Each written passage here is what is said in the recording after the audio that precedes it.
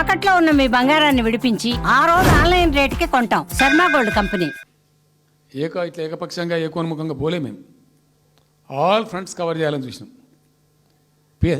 పేద పిల్లలు ఉంటారు, వాళ్ళకి పాపం విదేశీ విద్య లేక సీట్ వస్తుంది, చదువుకోవాలని ఆశపడతారు, పోలేరు.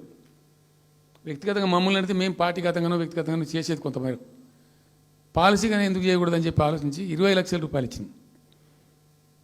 ఎస్సీ ఎస్టీ పిల్లలు పోతే వాళ్ళకి అంబేద్కర్ పేరు అని పెట్టినాం, బీసీ అమ్మాయిలు పోతే వాళ్ళకు జ్యోతిబా పూలే అని పేరు పెట్టినాం.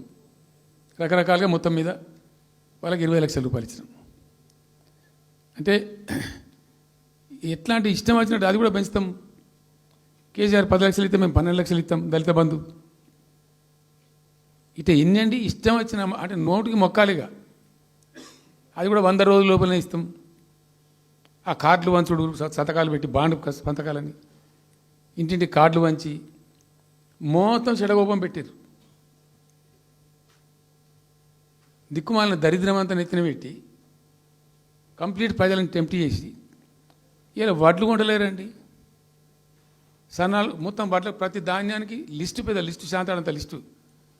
ఇక కందులకింత, మినుములకింత, పసుపుకింత, పప్పుకింత, మొక్కజొన్నకింత, అన్నిటికీ 500 బోనస్. అన్నిటికీ ఏమి దేనికి దిక్కు లేదు. పత్తి కొనే దిక్కు లేదు, వడ్లు కొనే దిక్కు లేదు. ప్రైవేట్గా అమ్ముకుంటారు, దోపిడికి గురి అమ్ముకుంటారు. పాపం ఏడ్చుకుంటూ కన్ననీళ్ళు కుక్కుంటారు. చివరికి వస్తే యూరియా సప్లై చేసే తెలివితేటలు లేవానండి. మా గవర్నమెంట్ ఉన్నప్పుడు రైతులు గ్రామాలలో ఒక ఆటో రిక్షాకి డబ్బులు ఇచ్చి 10 బస్తాలు తెచ్చి బాబు అంటే తెచ్చి ఇక్కడ పడేసిపోతుండే వాడు పొలం కాడ. ఇవాళ రైతులు రోజుల తరబడి, గంటల తరబడి చెప్పులు పెట్టి, బీఆర్ఎస్ లేకముందు చెప్పుల లైన్లు ఉండే, బీఆర్ఎస్ ఉన్న రోజులు చెప్పుల లైన్లు మాయమైనవి. మళ్ళీ ఇప్పుడు కాంగ్రెస్ రాగానే మళ్ళీ ఇప్పుడు చెప్పుల లైన్లు స్టార్ట్ అయిపోయినాయి వరుస పెట్టి. మళ్ళీ ఇప్పుడు ఏందో యాపో బోపో తెచ్చిండ్రు, అది ఒత్తితే నడచలేదు, పిక్తలేదు. అది ఏ ఎరువు బస్తాకు యాప్ ఎందుకైనా నాకు అర్థం కాదు. ఇంకా ఆ యాప్లో కూడా నాకు పూర్తిగా తెలియలేదు. నేను రాత్రి కూడా చెప్పే ఆ యాప్లో ఏముంటుందట. ఇప్పుడు నాకు పట్టిందా, అది ఎన్ని మాటలు ఇస్తారట. సపోజ్ నాకు 3 ఎకరాలు ఉంది, 3 ఎకరాలు ఉంటే ఎకరానికి 2 బస్తాలు చొప్పున 3 సార్లు ఇస్తారట. అది అంటే 3 సార్లు పోవాలి. ఇక యాడికి పోవానో నాకే తెలియదు.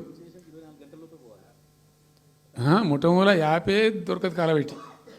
అది ఏదైనా చదువుకొని పూరాన్ని పెట్టుకొని విని పట్టుకొని తిప్పల పడదామంటే కూడా ఆ యాప్ ఒత్తితే ఏం కనబడుతుందట.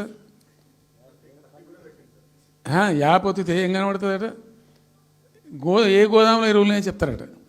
అంటే ఇలా గజ్వేల్లో చెప్తారు, రేపు సిద్దిపేటలో చెప్తారు, ఎల్లుండి సిరిసిల్లలో చెప్తారు. ఏ గోదాం పోవాలి, ఎటు పోవాలి. ఇంతకన్నా జోక్ ఉంటుందా? రైతులకు మండల కేంద్రంలో ఎరువుల దుకాణం ఉంటుంది, తప్పితే వాళ్ళ తాలూకా కేంద్రంలో ఉంటుంది ఎక్కువ. అది సాగుకారు ఉంటాడు, ఇచ్చేటోడు ఉంటాడు, అప్పిచ్చేటోడు ఉంటాడు. మనం బాగా విస్తరించినామా. నేను ఏమంటున్నాను, 7,100 కొనుగోలు కేంద్రాలు పెట్టినాం కదా, వాళ్ళ ఊర్లో పోయి కొన్నాం కదా.